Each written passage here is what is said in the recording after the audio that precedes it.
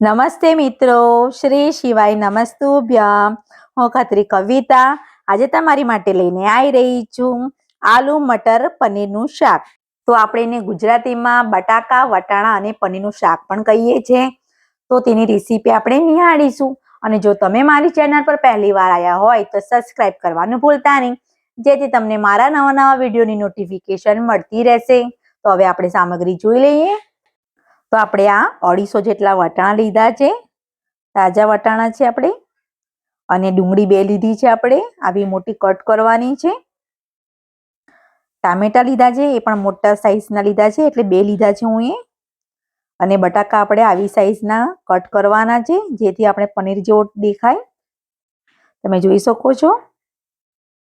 તો આપણે આવી રીતે કટ કરવાના છે બટાકાને. જીરું લેવાનું છે આપણે અડધી ચમચી. મગજતરીના બી લીધા છે આપણે 2 ચમચી જેટલા લીધા છે. તમે વધારે પણ લઈ શકો છો. હિંગ લેવાની છે આપણે અડધી ચમચી. મીઠું લેવાનું છે પ્રમાણસર. થોડી કોથમીર લેવાની છે. લાલ મરચું લીધું છે 3 ચમચી જેટલું નાની. આદું લીધું છે આપણે થોડું કટ કરી લીધું છે આપણે. હળદર લેવાની છે થોડી. લસણ લીધી છે 10-12 કળીઓ આપણે. લીલા મરચા લીધા છે આપણે 2-3. 2-3 નાની કટકી આપણે તજ લીધા છે. 4-5 લવિંગ લીધી છે. 1 તમાલપત્ર અને 2 એલચી લીધી છે. અને આપણે પનીર લીધું છે આપણે 250 જેટલું પનીર લીધું છે, અને આવી રીતે કટ કરી લેવાનું છે પનીરને. અને આપણે થોડુંક આપણે છીણવાનું છે, એમાંથી થોડુંક લીધું છે હું એ છીણીને. આ વટાણા છે એ આપણે એના અંદર થોડુંક મીઠું અંદર ઉમેરી લઈશું. અને આપણે એને બાફવા માટે મૂકી દઈશું. તો આપણે એને ઢાંકી દેવાનું છે. તો આપણે કઢાઈ મૂકી દઈશું. અને એની અંદર આપણે તેલ સરખું આપણે ઉમેરવાનું છે. આપણે 6-7 ચમચી જેટલું તેલ અંદર ઉમેરી લીધું છે. અને જે આપણે બટાકા લીધા છે એ ધોઈ નાખેલા છે હું એ. અને આપણે કમ્પ્લીટ એને હવે તળી નાખીશું એને. તેલ ગરમ થાય એટલે. તો આપણે આવી રીતે બટાકા તળી લેવાના છે સારી રીતે. એકદમ ગુલાબી અને બ્રાઉન જેવા થાય ત્યાં સુધી આપણે એને થવા દઈશું.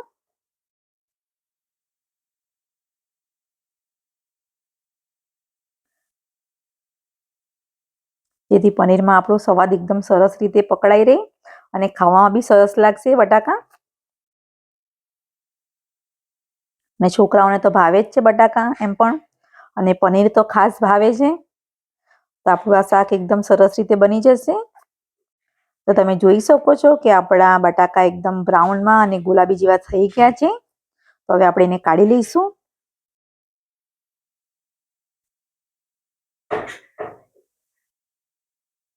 તો આવી રીતે આપણે બધા બટાકા કરી લેવાના છે.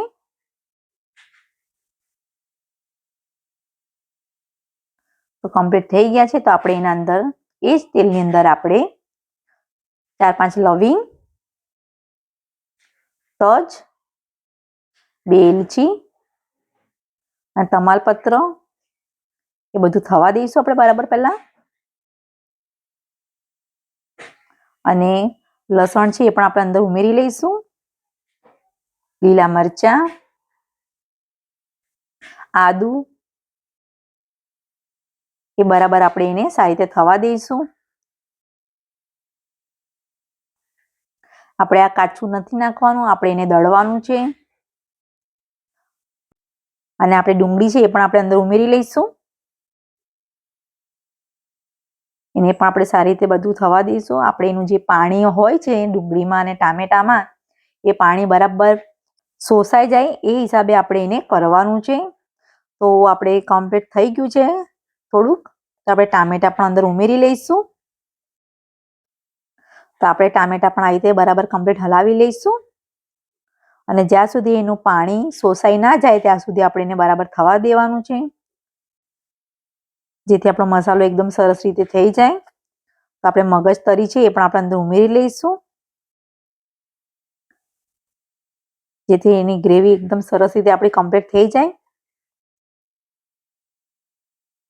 તો તમે જોઈ શકો છો એનું પાણી બરાબર શોષાઈ ગયું છે આખું.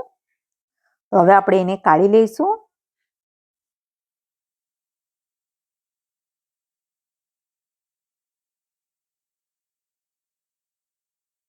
આપણે આવી રીતે ડીશમાં એને કાઢી લેવાનું છે.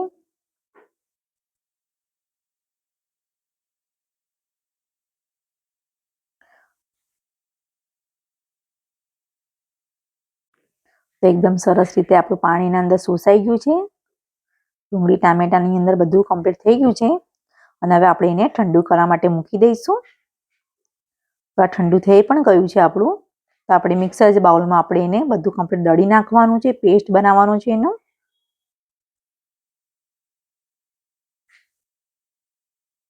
તો તમે જોઈ શકો છો એકદમ સરસ રીતે આપણો પેસ્ટ બની ગયો છે. તો આપણે કઢાઈ મૂકી દઈશું. એને એ જ કઢાઈમાં આપણે વધારે વાસણ બગાડવાની જરૂર નથી. તો આપણે એ જ કઢાઈમાં આપણે કમ્પ્લીટ લઈ લઈશું. તેલ ગરમ થાય ત્યાં સુધી આપણે વટાણા જોઈ લઈએ. તો તમે જોઈ શકો છો આપણા વટાણા એકદમ સરસ રીતે ચડી ગયા છે. એકદમ સરસ છે વટાણા. તો હવે આપણે એના અંદર જીરું પણ ઉમેરી લઈશું. તેલ ગરમ થઈ ગયું છે તો હિંગ,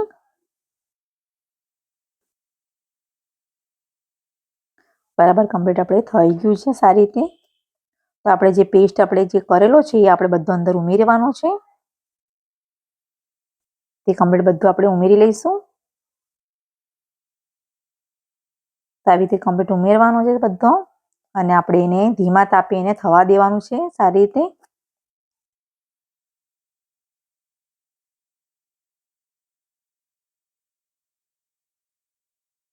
આવી રીતે આપણે હલાવતા રહીશું થોડું, જેથી નીચે ચોટે નહીં. અને આપણી પેસ્ટ એકદમ દાજી ના જાય એનું ખાસ ધ્યાન રાખવાનું છે આપણે.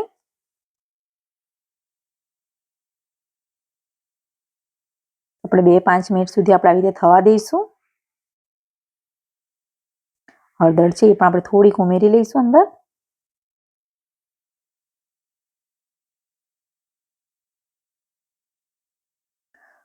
અને આવી રીતે આપણે થવા દેવાનું છે આપણે 5 મિનિટ માટે. એને આપણે હલાવતા રહેવાનું છે જેથી ચોટે નહીં. તમે જોઈ શકો છો એકદમ સરસ રીતે આપણું કમ્પ્લીટ થઈ ગયું છે મસાલો. તો આપણે એના અંદર મરચું અંદર ઉમેરી લઈશું.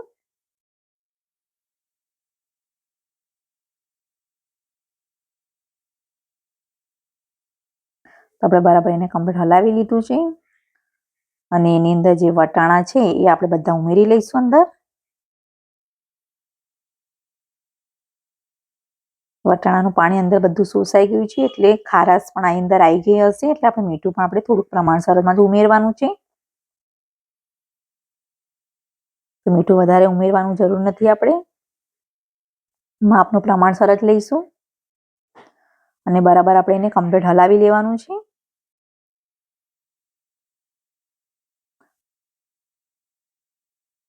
તો સાથે સાથે આપણે એના અંદર પનીર પણ અંદર ઉમેરી લઈશું.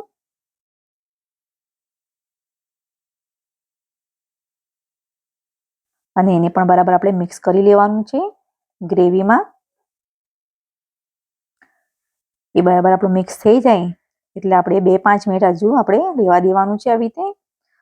અને આપણે જે છીણેલું જે પનીર છે એ પણ આપણે અંદર ઉમેરી લઈશું, જેથી ટેસ્ટ સારો લાગશે આપણો શાકનો. સાથે સાથે જે બટાકા છે આપણે તળેલા એ પણ અંદર ઉમેરી લઈશું. તો બધું આપણે કમ્પ્લીટ મિક્સ કરી નાખવાનું છે એને પણ, જેથી ટેસ્ટ એકદમ સરસ રીતે બધો પકડાઈ જાય.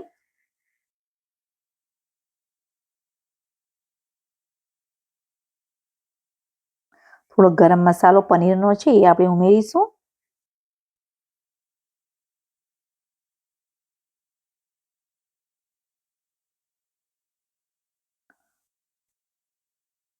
અને બરાબર આપણે હલાવવાનું છે. અને જો તમને આપણે ગ્રેવી વધારે જોઈતી હોય અને રસાદાર જોઈતું હોય તો થોડુંક આપણે પાણી ઉમેરવાનું છે. જો તમને વધારે એકદમ ગ્રેવી જેવું જોઈતું હોય તો તમે પાણી એ પ્રમાણે તમે ઉમેરી શકો છો. હું મારી હિસાબે જ અંદર ઉમેરું છું થોડુંક પાણી. તો એને આપણે બરાબર કમ્પ્લીટ થવા દઈશું. તો આપણે થોડી કોથમીર પણ ઉમેરી લઈશું.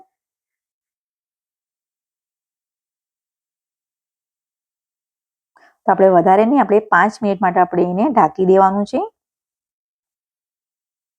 તો તમે જોઈ શકો છો આપણી 5 મિનિટ રેડી થઈ ગઈ છે. તો શાક બી એકદમ સરસ રીતે થઈ ગયું છે અને આપણે તેલ પણ સારી રીતે છૂટી ગયું છે.